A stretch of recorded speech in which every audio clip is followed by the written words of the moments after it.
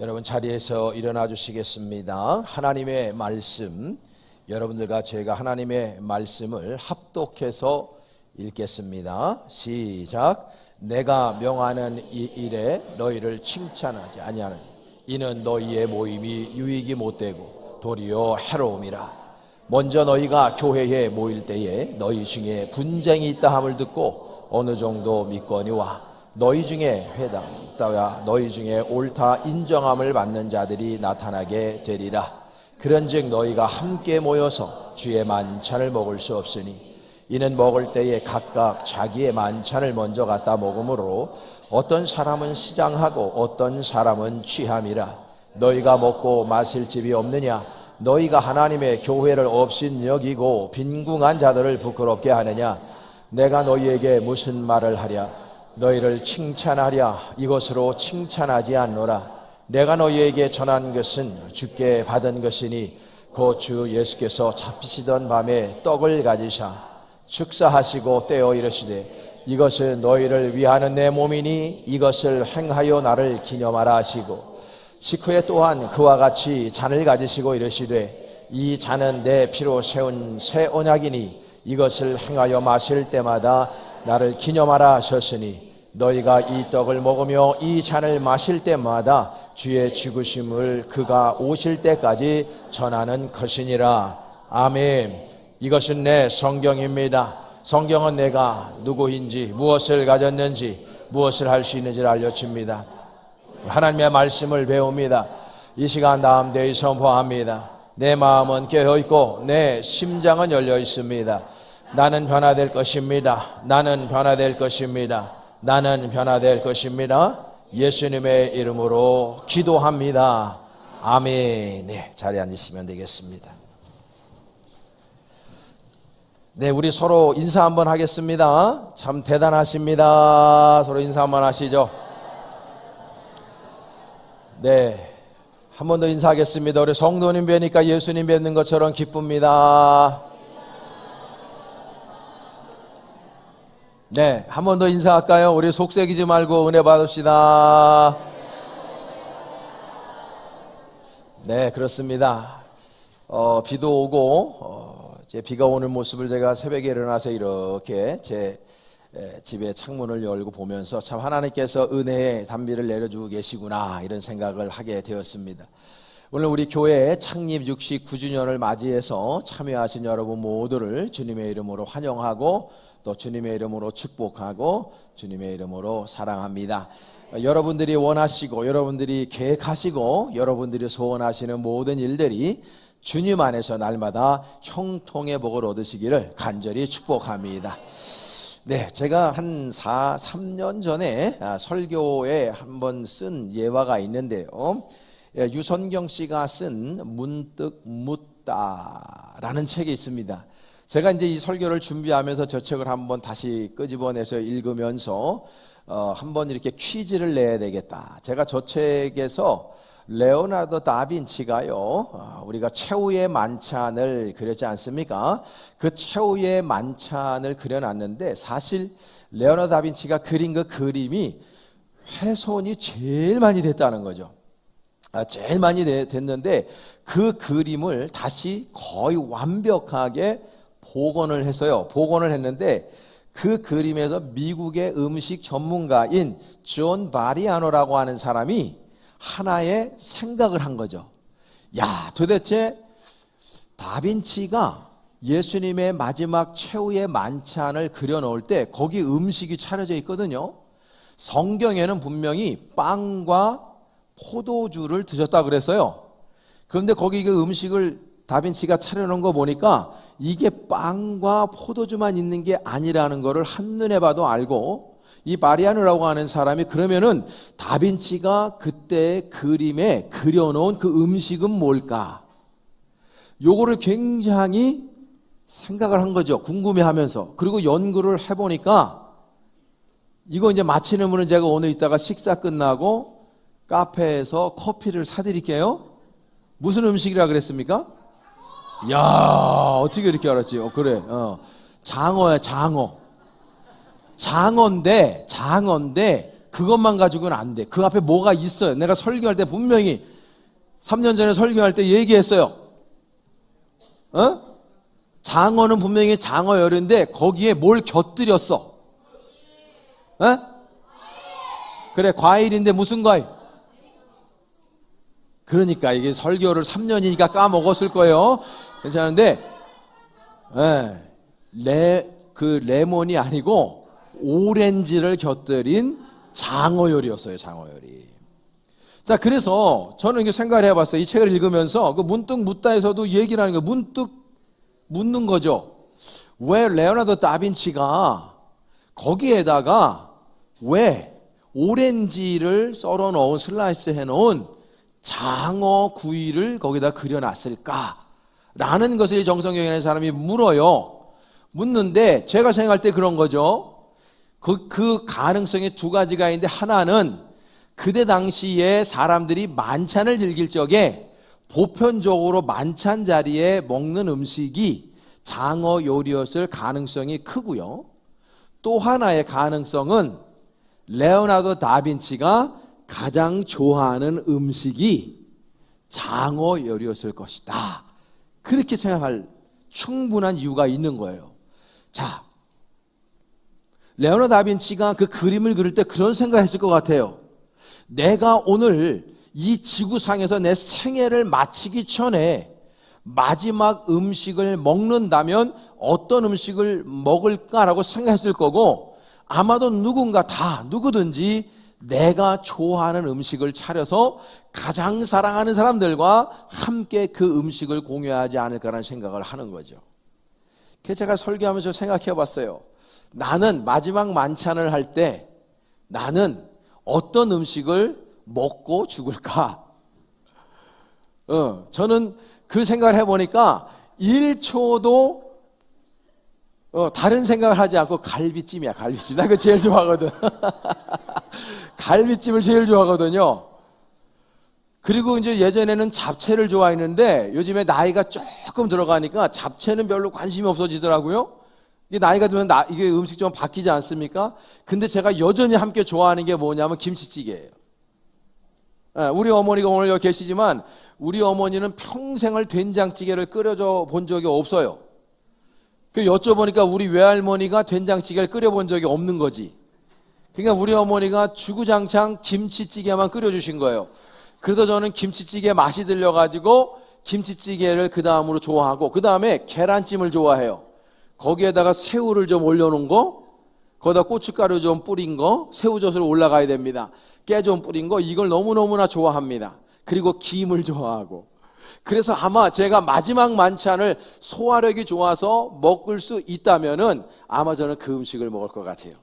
우리 최호정 의원 오늘 오셨는데, 최호정 의원은 뭐 좋아하세요? 떡볶이 좋아하신대. 생기신 건 고급지게 생기셨는데 음식은 고급지지 않으시고, 근데 아주 평범한 음식. 박성정 의원님께서는 뭐 좋아하세요?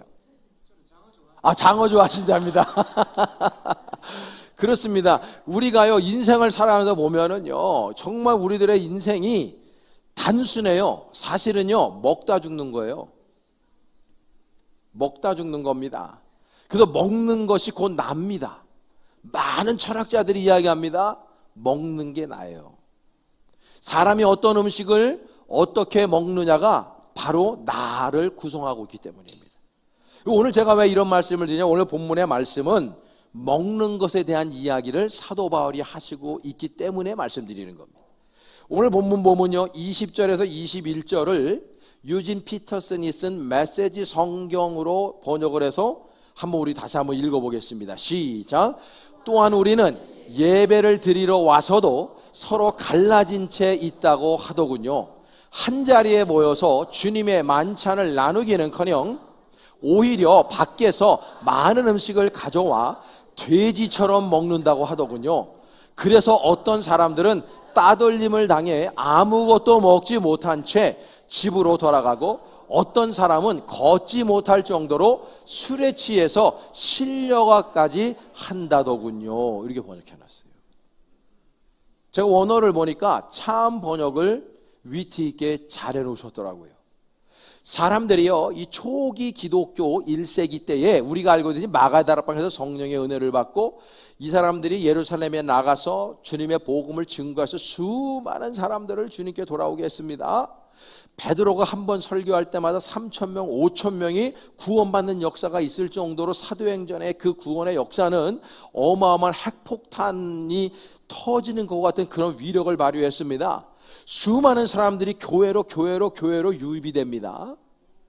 그런데 처음에 초기 기독교인들은 너무나 믿음 생활을 온전케 함으로 말미암아 사도들과 모든 교인들이 주님의 사랑 안에서 아름답고 복된 교회 공동체를 이루었어요. 근데 이게 세월이 조금 10년, 20년 지나다 보니까 교회가 변질이 되기 시작했습니다. 그래서 예수님께서 최후의 만찬을 우리에게 가르쳐 주시고 가셨기 때문에 초대 공동체에 있는 교회 공동체가 날마다 예배가 끝나고 난 다음에 만찬, 성만찬을 한 거예요. 성만찬을 했는데 이게 이제 고린도 교회 교인들에게 주시는 말씀 아닙니까? 1세기 때 고린도는 로마의 속국으로서 로마의 4대 도시 중에 하나예요. 그만큼 고린도가 어마어마하게 항구 도시로서 발전했던, 그래서 교육과 문화와 철학과 교역 이런 것들이 최고조에 있었던 도시였습니다. 그곳에서 이제 고린도 교회가 성장을 하고 고린도 교회 안에 수많은 성도들이 들어오게 되는 거죠. 그 가운데는 부자가 있었고 가난한 사람들이 있었던 겁니다. 근데 이 사람들이 하나님의 성만찬을 오해함으로 말미암아 이 교회에 와가지고 만찬을 즐길 때 끼리끼리 모이는 거예요. 부자끼리 모이고 가난한 사람들은 낄 자리가 없는 거예요. 이 사람들이요, 교회에 올 때에 예배당에서 차려지는 음식을 먹는 게 아니라 그게 성에 안 차니까 자신들이 음식을 갖고 와서 자신들의 예배 끝나고 난 다음에 만찬을 벌이가 뱅퀴를 하는 거예요. 그러면서 이 사람들이 자기들 끼리끼리 모여가지고 부자들이 부어라 마셔라 술을 마시고 너무너무나 좋은 그런 음식들, 흔히 이야기하는 장어 요리 같은 것들, 이런 것들을 먹으면서 사람들이 배부르고 그 다음에 먹으면서 이 술을 마시면서 취해서 교회에 가는 모습을 사도 바울이 보고 그 사도 바울이 그 고린도 교회 교인들을 꾸짖고 있는 내용이 오늘의 내용입니다. 그러면서 지금 이 바울이 하는 얘기가 뭐냐면 예수님께서 우리들에게 가르쳐 주신 성만찬의 의미가 뭐냐 이거죠.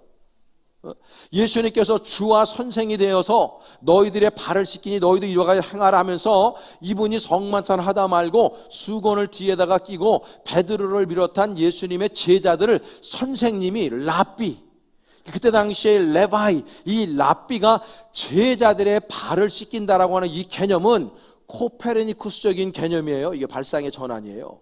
그럴 수 없는 거예요. 왜냐하면 그때 당시에 노예들이나 발을 닦이는 거, 자신의 주인을. 그런데 주와 선생이 됨으로 말미암아 예수님께서 제자들의 발을 씻기는 본을 보여주셨어요. 그리고 그분의 식탁에 마지막에 올랐던 식탁은 가장 검소한 식탁이었습니다. 말 그대로 빵, 그들이 먹는 피타빵, 그리고 그들이 먹는 저렴한 포도주, 그거를 마시면서 이분은 자신의 생애의 마지막을 준비하셨던 분이 예수님이셨습니다.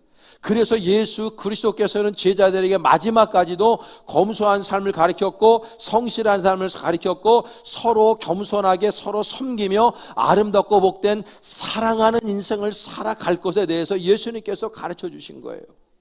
그런데 이게 변질이 돼가지고 몇십 년 지나지 않아서 교회 공동체 안에서 부자들끼리 모여서 부자들끼리 부어라 마셔라 하면서 흥청망청 되면서 예배당에 와서 하지 말아야 될 행동들을 하고 있는 모습을 보고 사도 바울이 지금 야단을 치고 있는 거예요.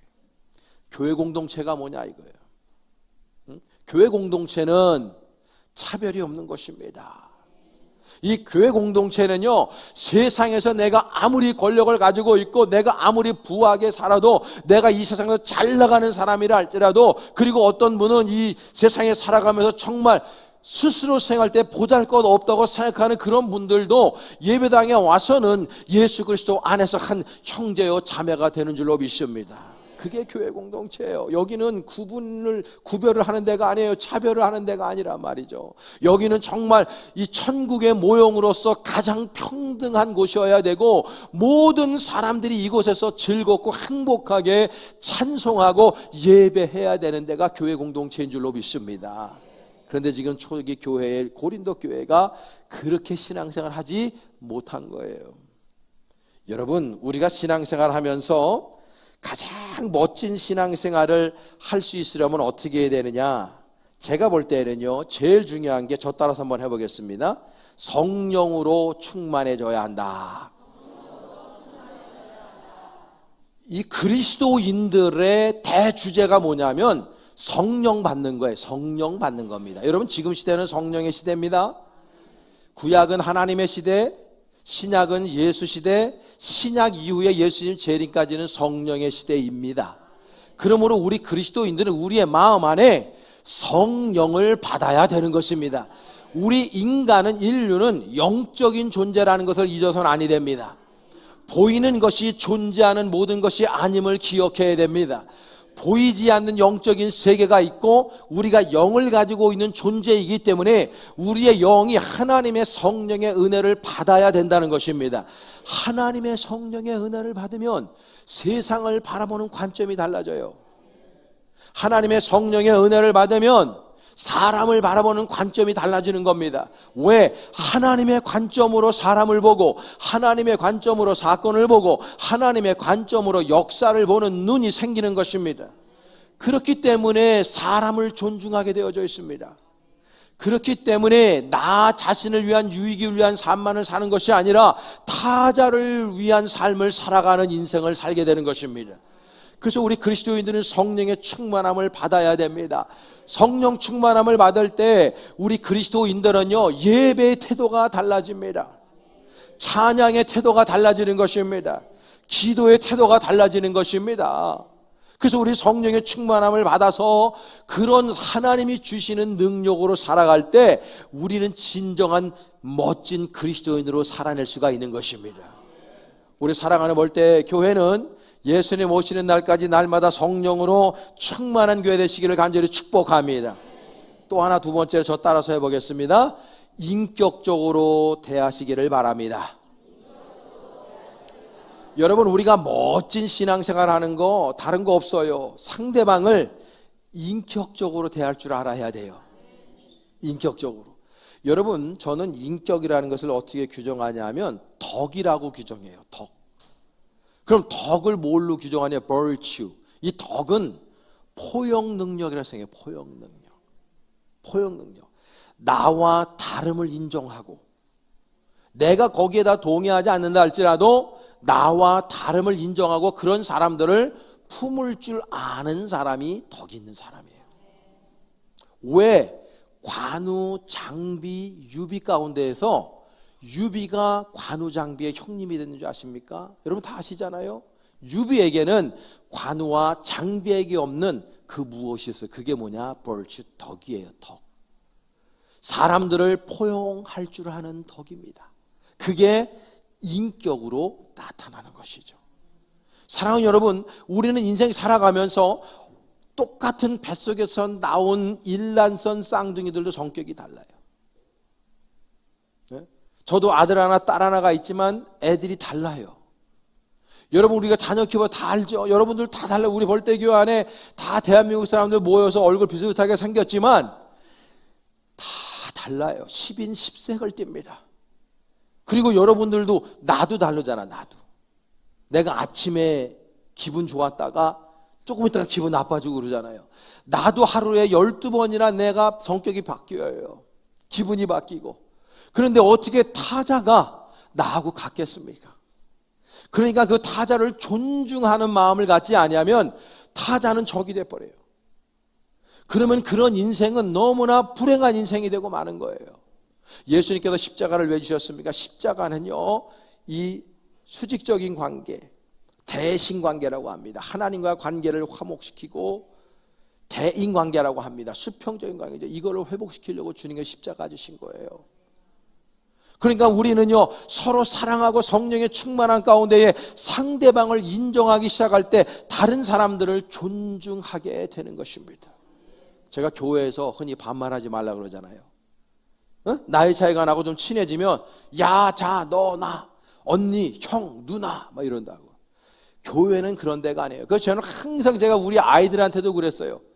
뭐 사택이 지금도 5층에 있고 평생을 이 교회에서 같이 살지만 우리 아이들이 어렸을 적에 말길 알아들을 때부터 전 얘기했어요. 예배당에 딱 가는 순간 아버지를 만나면 아버지라고 생각하지 말아라. 뭐 홍길동도 아니고 아버지라고 생각하지도 말아라. 담임 목사님이다. 그리고 항상 인사해라. 그리고 용어도 목사님이라고 그래. 지금 애들이 그럽니다. 지금까지 그래요. 여러분, 우리가요, 이모가 여기 나와, 친이모가 나와, 친삼촌이 나와. 그렇다고 예배당에 와서 삼촌, 이모, 그건 아닌 거예요. 예배당에 조금 우리가 친해져서 얘 쟤하고 민증 까고 나보다 나이가 어리면 나보다 어리네 그리고 말 놓고 그러면 안 되는 거예요. 교회는 그렇게 해서는 안 되는 거예요.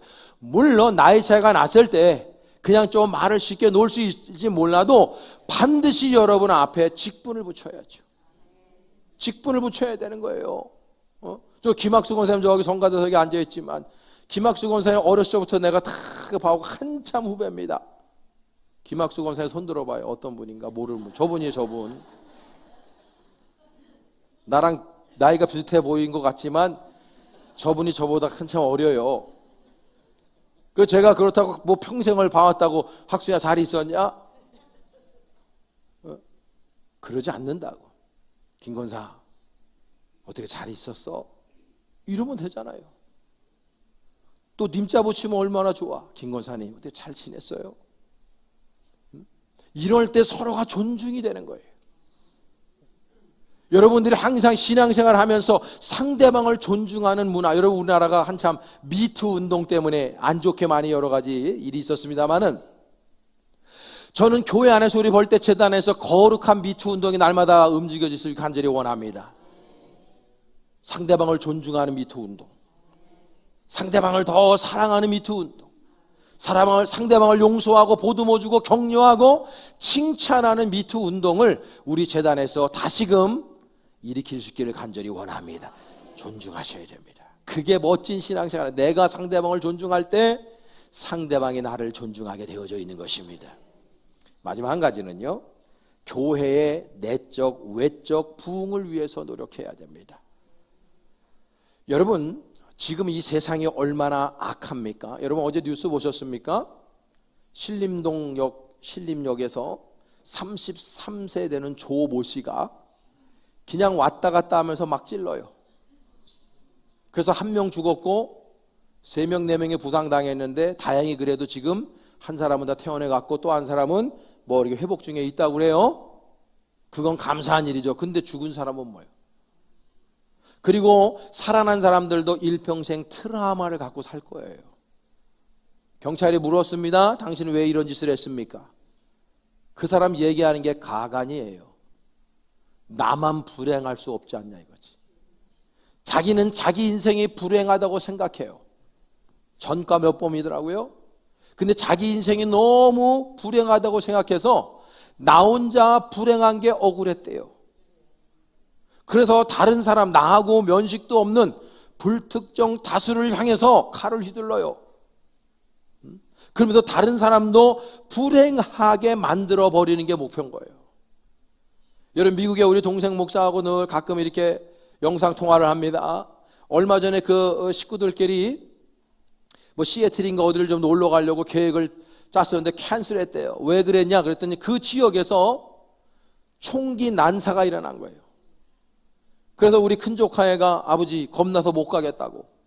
그래서 그걸 캔슬한 거예요. 여러분, 우리 심심치 않게 뉴스 보도를 통해 미국에서 일어나는 일들 우리는 알고 있습니다. 우리나라도 지금 진짜 엄마가 자기 애를 낳고 냉장고에다 죽여서 보관해요.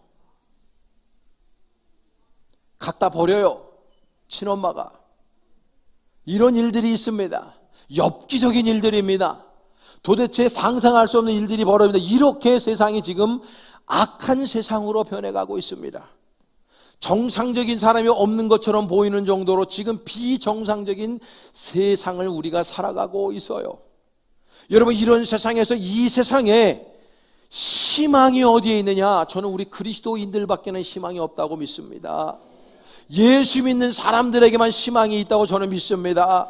예수 믿는 사람들이 예수님의 사랑을 가지고 세상 사람들에게 나아가서 단순히 당신 예수 믿어야 됩니다, 그래야 구원 얻습니다, 이런 이야기, 그 너무나 중요한 복음을 증거하는 이야기지만 더 중요한 게 뭐냐면 그런 복음을 증거하지 않아도 저와 여러분들의 삶 속에서 예수 그리스도를 닮은 삶으로, 진정 예수 그리스도의 향기를 품는 삶으로 다른 사람들을 사랑하고 다른 사람들을 보듬어주고 다른 사람들의 눈물을 닦아주는 그런 인생을 살아가는 것이, 바로 보여주는 선교를 하며 살아가는 것이 진정 멋진 그리스도인의 삶인 줄로 믿습니다. 우리 그렇게 살아야 돼요. 세상이 악해요. 세상에 머리 둘 곳이 없어요. 세상에 믿을 사람이 하나도 없어요. 그런데 우리 주변에 있는 사람들이 우리 그리스도인을, 특별히 벌떼재단에 있는 모든 권속들을 바라볼 때, 야, 저 사람들은 정말 예수 믿는 사람들이야, 저 사람들은 정말 귀한 사람들이야, 나도 저 사람들이 믿는 예수를 믿고 싶어, 저 사람이 다니는 교회를 다니고 싶어, 이런 마음을 갖게끔 저와 여러분들이 노력해야 할 줄로 믿습니다. 보여주는 선교죠. 그게 바로 외적, 내적 하나님의 몸된 재단을 성장시키는 가장 귀한 지름길이라고 저는 믿습니다. 여러분의 삶의 자리에서 여러분 예수적 삶을 살아내시기를 축복합니다. 그래서 여러분, 하나님 아버지께서 69년 동안에 우리 벌떼교회를 여기까지 인도해 주셨습니다. 여러분, 우리가 69세를 먹은 교회입니다. 더 성장하고 더 성숙한 교회가 될 수 있기를 원합니다. 그래서 우리가 세상에 나아가서 예수님의 사랑을 증거하고 전파하고 흘려보내고 수많은 사람들을 예수님께로 돌아오게 할 수 있는 아름답고 성숙한 교회, 우리 교인들 될 수 있기를 간절히 축원합니다. 기도하겠습니다. 하나님, 고맙고 감사합니다. 주님의 사랑과 은혜 가운데에서 창립 69주년 축하 예배로 우리 온 교인들이 함께 모여서 기도하며 예배하며 말씀 듣게 해주시니 감사합니다. 그동안 함께 하셨던 하나님을 찬양합니다. 앞으로 주실 은혜를 기대하며 더 큰 것을 우리 바라며 추구하며 만천의 뼈전의 사명을 향해 함께 전진하는 모든 교우들이 되게 하여 주시옵소서. 오늘 여기에 모인 우리 모두에게 하나님의 크신 은혜와 복을 허락하여 주옵소서. 예수님의 이름으로 축복하며 기도하옵나이다. 아멘. 영광의 박수 먼저 하나님께 우리 올려드리겠습니다.